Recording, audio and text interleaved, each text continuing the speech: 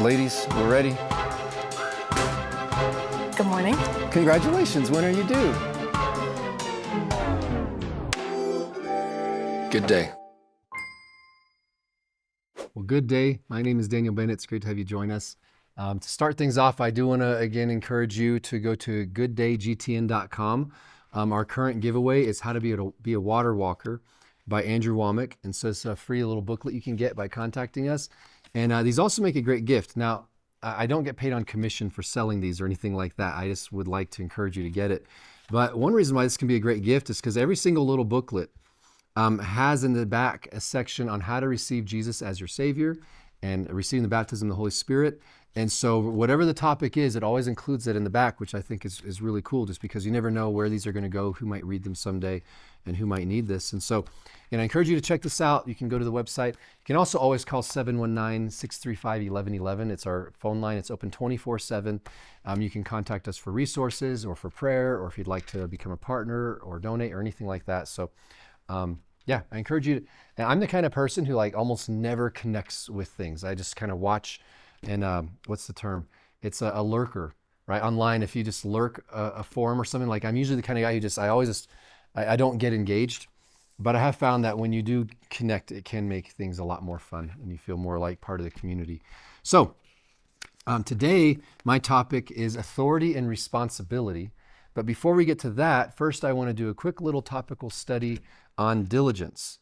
So this is not a teaching. I'm just going to go over 5 scriptures on diligence and 3 quotes, and we'll just see what we get from it. Again, I've mentioned this before, but this is inspired by something I like to do sometimes, where I just go to an online concordance or something, look up a couple words, and just read hundreds of scriptures on those words and kind of see what patterns I notice or what verses jump out and things like that. So that's a topical way to study the Word. There's many other ways to study the Word.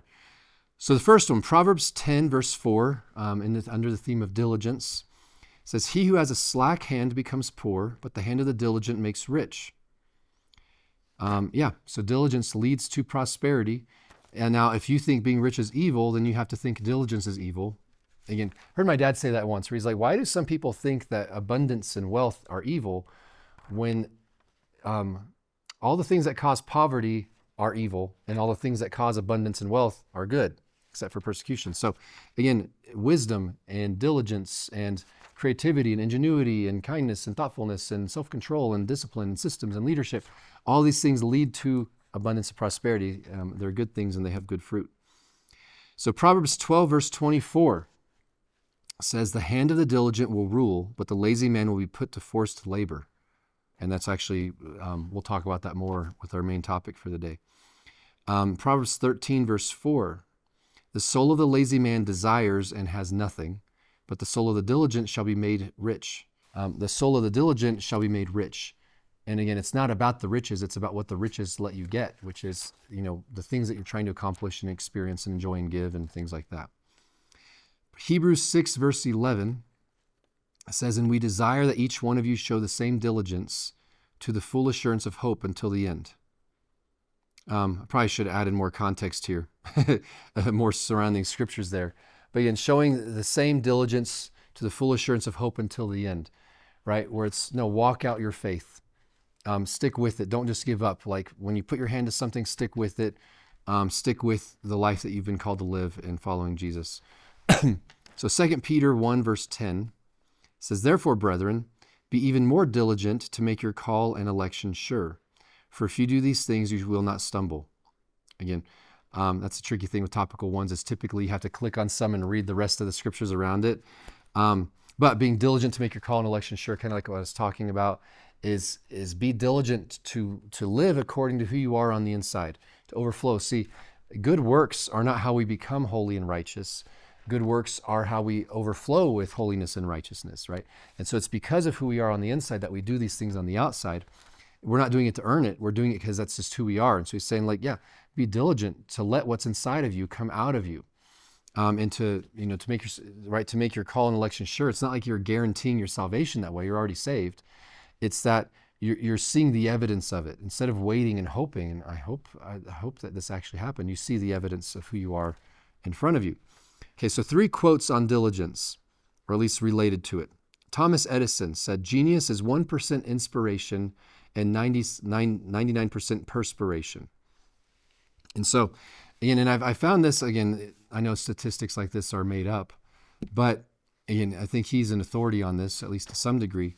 But this is something I have found in life, is that a good idea is a dime a dozen. It's so easy to have good ideas. Everyone can have good ideas. The good ideas that really make it are the ones where somebody put in the hard work also to make it happen, where it's not just the idea, it's not just a dream, it's not just a desire, but it's, no, I've got this idea and I'm going to put in the work to make it happen. And so I have found that to be true. I was mentioning I was a guest on Grace and Faith Today with Andrew and Mike and Carrie, and we were talking about this a little bit, about how, I used to be a dreamer, and then I realized dreaming actually accomplishes nothing. It only matters if I dream and then I actually start doing it. And I say, what's step 1? What's step 2? What's step 3? And so on. I'm a wide range of people with quotes here. So Confucius says, the man who moves a mountain begins by carrying away small stones. Don't remember even seeing that one before. But yeah, the man who moves a mountain, again, it's you start small. Don't despise the day of small beginnings. It's like, yeah, if you want to move a mountain, you just do, right? How do you eat an elephant? One bite at a time. You move a mountain, one rock at a time. And so again, it's, if we just focus on the big thing and say, I dream of this mountain being moved, it's never going to happen. But you just start doing it little by little, right? If you want to start a business empire and right now you're unemployed, little by little. If you want to become very well educated and right now you aren't educated at all, little by little, you learn one thing and you learn another and you learn another. You start doing it, right? Reading books, whatever it may be. Plato said, never discourage anyone who continually makes progress, no matter how slow, right? So no matter how slow, don't discourage anyone who's continually making progress. And that's really the key, is you don't have to have these huge leaps in progress to have your life completely transformed. I forget the exact number, but I heard someone saying, if you change your life 1% per day, right? Just 1%, just change one little part of it.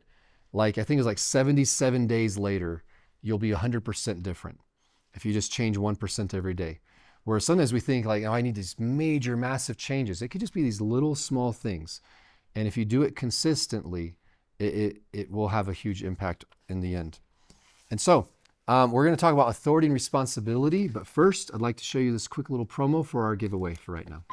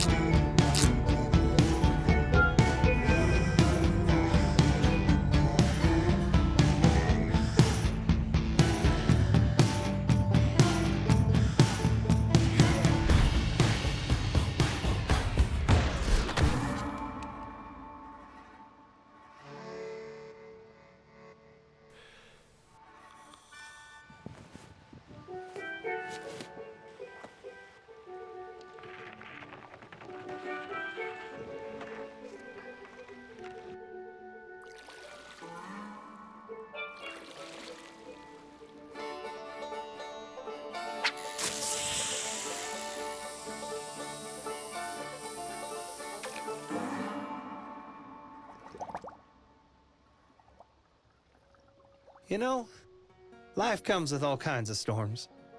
But when your boat is sinking, you might want to step out and learn how to be a water walker. Log on to gooddayGTN.com to get your free copy today. Well, welcome back. It's good to see you. Like I said, the topic for today is authority and responsibility. And this is something that I've been thinking about a lot recently.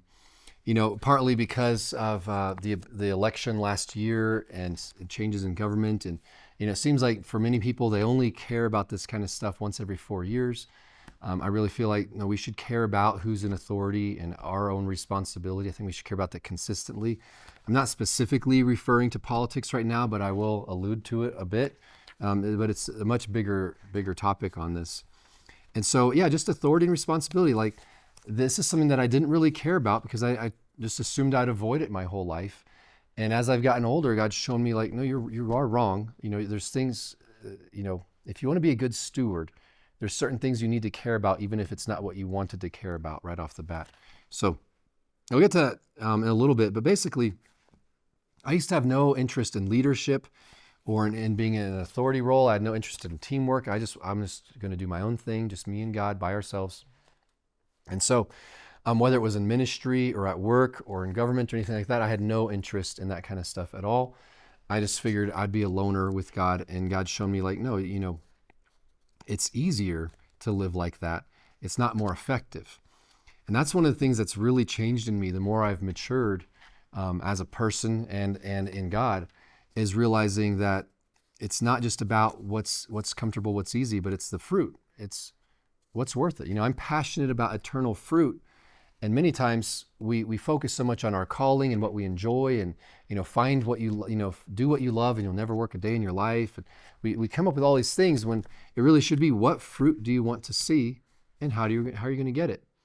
Where it's not about, you know, I don't focus on, well, what skills do I like to use and what's my talent and what's this and what's that, what's the other. That's not where I start. I start with, what do I want to see at the end of the day, in eternity really, and then starting there, working your way backwards. What kind of fruit do I want to see from my life? And then, okay, now what can I do to help create that fruit? I mean, that's why I'm serving here at this ministry right now, is I believe that right now I can bear more fruit by serving Andrew and serving Mike and Carrie than I can by doing my own thing. And so it's, why would I, you know, I'm thrilled to help. I care about the fruit. I don't care about the role I have. When I had a job behind the scenes, I loved that. When I have one now where sometimes I do stuff like this right now, if it's about the fruit. What's the fruit that you want to see, and pursue that, and then say, okay, which of my skills would help me get there? Which of my passions would help me get there? But start with the fruit you want to see and work your way backwards instead of starting with what you want to do. You know, what if you love digging and I'm just going to dig holes all day long, every day of my life. I just love digging holes. Okay, well, you're focusing on the wrong thing. Why do you want holes? All right, what's in the ground that you want? You know, don't just focus on what you like to do, but what's the point of it? And start there, and then say, oh, I want to create some kind of industry company, and so that's why I love tractors. I want to get tractors, and I love to dig holes, and so I'm going to create a gold mine. You know, whatever, whatever it may be. So, but yeah, I started off not being interested in any form of leadership or authority at all. I assumed it was only for people who had egos. You know, you see so many people who are pursuing this, and they all are just trying, I just want to be in charge, because they just have this hunger for power and just pride and all kinds of stuff like that. And I was like, I am not interested. But again, another thing I've learned over time is, when there's a bad version, there's also a good version. Don't throw out the whole thing just because you see some people pursue something for the wrong reasons.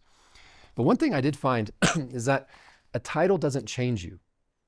You know, and this really impacted me. And I first really realized this when I became a missionary the first time. I was 20 years old. I grew up on the mission field. My parents were missionaries. But when I was 20, I finally launched out and was a missionary on my own. And I got there and I was like, I did it. I'm a missionary. I've wanted to be a missionary my whole life. I'm a missionary. I've got the title. And I was like, wait a minute. I feel identical. I happen to be somewhere else, but I feel the same. I thought as soon as I got the title, suddenly I'd feel different. I'd feel like I leveled up in the spirit. I'd feel like I have this new anointing or whatever. And it's like, none of that happened. And I realized the title doesn't change me. And so when I realized that, I just completely lost interest in titles. I don't care about titles. Oh, I'll balance this out here in a minute. But I realized a title doesn't change me. And I don't care about impressing other people. I want the fruit. I'm focused on fruit, the things God's put on my heart to try to create for eternity. And so I realized the title doesn't change you, but to balance this out, a title does give you access.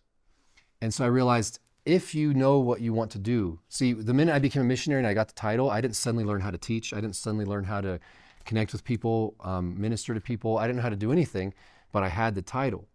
So I realized the title doesn't actually equip you or change you, but the title does give you access. And so that's the thing, is that some titles do give you access and opportunity where they can multiply you. A title is actually a form of abundance because it multiplies you, right? A lot of any resource is making you more effective. It's multiplying what you already are. If you don't know how to do something, the title does nothing. But if you are very good at something, the title can open doors, right? So again, if your title is entry-level employee, then that doesn't open many doors. But if you're the boss of the whole company, you have a lot more influence. You have a lot more access to things. So a title is kind of like a tool. So I've learned to value it, but not pursue it, because it should reflect what you already know how to do and equip you to do more things. It gives you access to do more, but it didn't actually change you. And some people try to find their identity in a title. I see a title just as a tool in your tool belt, where it's like, here, when I started getting higher level roles, I realized that that's not changing me, but it does allow me to serve more effectively, right? If, now I have influence to connect with other leaders, I have influence to get more things done. So I realized it actually is a great tool for a servant. Because I was like, I just want to serve. I don't need any of that stuff. And God's like, well, that stuff helps you serve better. So I was like, okay, I guess I was wrong. So I found over time that roles of authority are important and we should care about them. I didn't care at all. And then I realized, well, if good people don't pursue roles of authority, then guess who's going to fill those roles?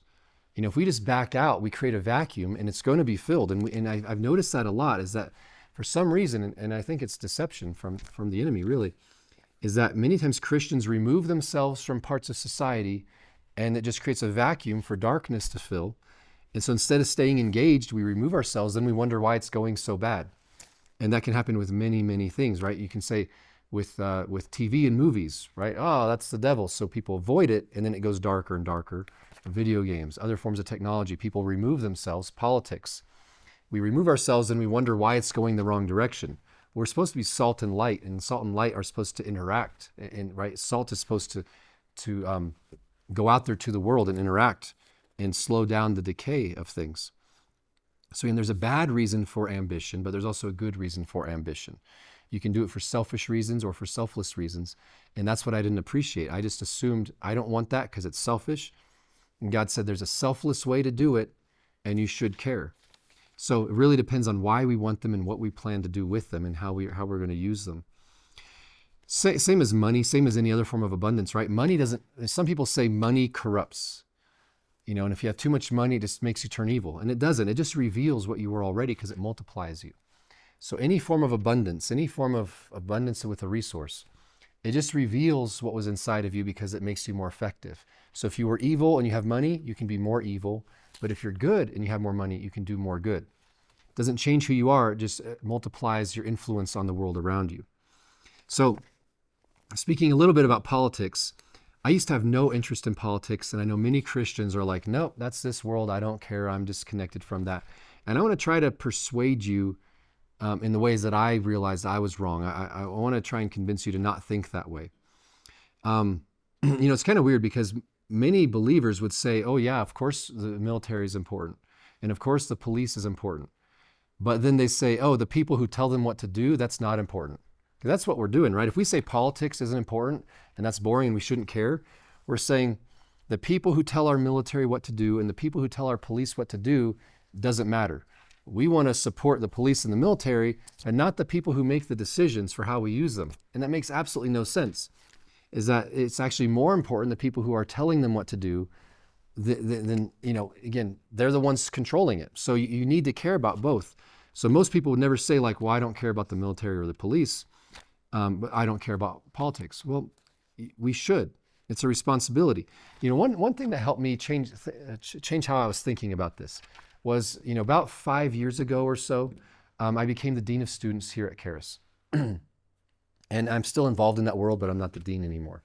But when I became the dean of students, I took it so seriously, right? I was like, hey, you need wisdom, you need empathy, you need kindness, you need mercy, you need grace, you need discernment, right? You need to weigh different factors, right? Because when you're responsible for many people, it's okay, if I show mercy to this person, but then they hurt 10 people, was that mercy or was that recklessness? And so you've got to look at things from a lot of different angles. You might have two different people who are contradicting each other, and you have to figure out, okay, I don't have evidence to know for sure, but I have to make a good decision that protects everybody involved, and things like that, right? If somebody's complaining about somebody, or if somebody won't take their test, and you have to decide, do I give them another chance, do I not? All kinds of stuff like that. Big things, little things. I mean, very, very serious life and death things, and also very harmless, small things. And I realized, like, man, this, whoever's in this role, it's a big deal. They have a huge effect on the whole culture, because you're not just enforcing policies. You have to decide how to enforce them, when to enforce them, what it looks like, when to make exceptions, all kinds of stuff like that. So I realized, can you imagine if we had someone who hated Christians as the dean of students at a Bible college? Right? That'd be terrible. Right? That'd be like, no one would ever do that, right? If you hired someone like that, you'd be like, that makes no sense. Why would you hire someone who hates us to be our dean? Okay, and then I realized, well, that's just a micro scale. Like a Bible college with over 1,000 students, it's not a small deal. But think about the country with millions and millions and millions of people. And so we say, well, of course, here we would never hire someone who hates Christians, or someone who's immoral, somebody who has bad judgment, somebody who has no wisdom. Of course, we would never want them to be the dean of students. Okay, then why would you want them to be the governor or the senator or the president or on the school board, whatever, right? And realizing, like, when we see it close to home, of course we would say whoever's in authority is important. But for some reason, we just check out and say, oh, when it comes to the country, who cares? Even though they're the ones who decide how the rules are enforced, what the rules are. I mean, if you think about it, the Constitution, speaking of the US right now, it's not magical. It's not like they wrote it and they're like, from now on, this will automatically happen because we wrote this beautiful document. It only works if people read it and follow it. If people don't read it and follow it, then it's literally just a piece of paper. And so, there have to be people who say, I'm going to own up, I'm going to step up to this responsibility. It's not magical by itself. It requires people who are in agreement to follow it a certain way. And so same with our handbook here at school, where I realize positions of authority are incredibly important. And it's bad stewardship. It's a form of laziness to step aside and say, I don't care who's in that role. Right? We should always care about who's in authority and who's in responsibility, because they have a direct effect on how we live our lives and what rules are enforced, right? Imagine going to work and saying, I don't care who my boss is. Now at work, you don't get to decide, but you do get to decide if you continue working there. And so if you said, it doesn't matter who my boss is. Now, if you've ever had a job, you know that your boss matters a lot. It's how they treat you, how they talk to you, how they enforce things, how they grade things, whatever their style is matters a lot. And yet then some people say, well, with the country, who cares? But it matters. It really, really matters. And I'm not just talking about government and politics. I'm saying every form of authority is something that should matter to us, right? I'm the head of my household, right? I'm the father and the husband. I would never say someone else gets to be in charge of my budget. Someone else controls our family finances. No, that's my role. If I don't step up and someone else does, I'm abdicating my responsibility. And so this is really, really important. We shouldn't abdicate our responsibilities. So here's an example. And I might be hitting hard on this, but anyway, this is just kind of how I have changed my view, where I realize this is important to focus on, even if it doesn't sound fun. Right? Imagine that a man and a woman get pregnant and have a baby. And imagine that the man says, this isn't what I feel called to. I'm leaving. Right? Someone else can worry about this. This isn't my gifting. Right? If they say, this just isn't my skill set. This isn't my focus. This isn't spiritual enough for me. I feel called to do spiritual things, and raising a baby is not very spiritual. So I'm going to go do something else, right? What would you say about a father who abandoned his family for those kinds of reasons? You'd say, well, that's a deadbeat dad, right? No one would ever say like, well, yeah, I mean, some are called to do it and some are called to leave. No, you'd say, it doesn't matter what you feel. If you have a baby, you have a responsibility. It doesn't matter if you feel like it, if you feel anointed for it, if you have an angel show up and say, you should raise this baby. You don't need any of that. You just know the fact that you have this child, you have a responsibility. You have a duty to step up. And if you don't have the skills, you need to learn the skills. And if you don't feel called, you need to figure out how to feel called, because you are. It's kind of like when they get married and they say, well, I fell out of love. It doesn't matter. You made a covenant. Right? You don't fall out of a covenant. You have to break a covenant. So again, same thing with responsibility in life in this world, whether it's the school board or your job or your church or the government. If you have a responsibility and you don't step up to it, then you're being a terrible steward. There's this responsibility that we need to step up to, and somebody needs to do it. And if we don't step up and get involved, Somebody else will, and that's just terrible, terrible stewardship. And so again, it doesn't matter if you feel it or not. See, there's some things you need to feel called to, or I'm called to this, I'm called to that, but that doesn't apply to everything. See, we all have more than one calling, right? I'm a minister, I'm an employee, I'm a father, I'm a husband, different roles. Some of them, if I don't feel called to, I could walk away from. Some of them I'm called to no matter what, just because that is who I am, right? I am a father, I am a husband. I can't suddenly just feel not called to those things, even though, say for example, I could no longer feel called to a certain job or to a certain place where I live or to a certain whatever. There's some things you can change your mind about, but some things, like, there's just a responsibility, and we just need to step up and just say, like, if I don't feel excited about it, then I'll ask God, how do I get excited about this? How do I learn? How do I grow? How do I go after this? Because again, it's a responsibility. It's not a hobby. It's a responsibility. And again, there's a grace for it, where God's like, hey, we made this commitment together. We have this responsibility together. I will help you with this. So again, it's not a bad thing and a burden. That's one way of looking at it. But if we embrace it the right way, whether it's parenting or government, even if you didn't want to at first, if you embrace it the right way, authority and responsibility are actually incredibly fun. Just like with raising a family, where at first people, oh, it's so much work. Well, it is work, but it's so much fun. It's just the best thing ever. Same thing with any form of authority and responsibility. Don't be turned off by people who pursue it for the wrong reasons. It's our responsibility to step up for the right reasons, whatever it is, even your HOA, whatever it may be. I'll end with a couple questions here real quick, and then I look forward to your comments, your courteous and approving comments, or the other kinds too. So how can I tell if I want authority for the right reasons? Is that you're motivated by wanting to serve, right? The right reasons are, I want to bless, I want to be responsible, I want to bless the people I'm responsible for. I want to step up and use this as a tool to serve others, not for ego, not for some kind of taking advantage of things or anything like that. What's the difference between ambition that's healthy and ambition that's selfish? Well, it's right there, right? Are you doing it for yourself or for others? Are you doing this just to find your identity in it, or are you doing this because you see a responsibility and an opportunity to bless other people and protect other people? How do you stay grounded when you're in a position of power? Again, I think it's about realizing that you're under authority to God. Even if you're not under authority to anybody else, always remember I'm accountable to God for how I lead and for how I handle responsibility, and I'll have to answer to Him for how I treat people. And so we could talk about this a lot longer. Maybe I'll bring this up again in the future, because it is something very important. Before we wrap up though, I do want to encourage you again to go to gooddaygtn.com to check out how to be a water walker. And this really does tie in also, because it's about stepping out of the boat and saying, I don't feel comfortable with this, but I'm going to do it anyway. I think many of us are called to positions that we were scared of because we're like, no, I don't want to compete with people who have the wrong reasons. We need people to compete with those people. So how to become a water walker, it's our free giveaway for right now. I encourage you to check it out. Have a great day, and we'll see you next time.